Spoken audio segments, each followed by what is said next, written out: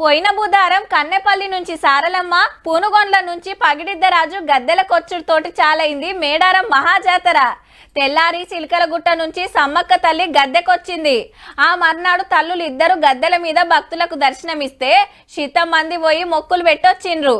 ఇక ఆ తెల్లారి మళ్ళా జనం నుంచి వనంలకు పోయిండ్రు వనదేవతలు.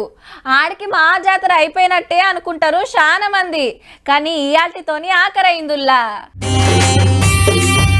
మేడారంలా తిరుగువారం మా సంబరంగా చేసిండ్రు పూజారులు. అమ్మవార్లు వనప్రవేశం చేసినాక వచ్చే తొలుత బుధవారం నాడు తిరుగువారం చేస్తారు. పొద్దుగాలనే అమ్మలకు ఇండ్లల్లో పూజలు చేసి మేడారంలా సమ్మక్క గుడి, కన్నెపల్లిలా సారలమ్మ గుడి శుద్ధి చేసి పూజలకు ఆడకం చేసిన ఇసురలు శుద్ధి చేసిండ్రు.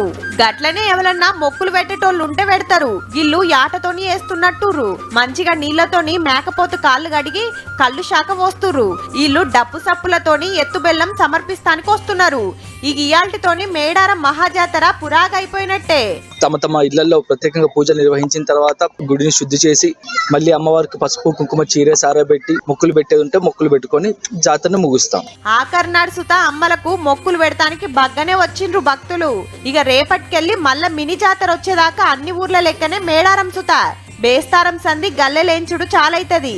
512 గల్లెలు లెక్క పెడతానికి ఎన్ని రోజులు పడుతుందో, ఎంత పైకం లెక్క తేలుతుందో మరి.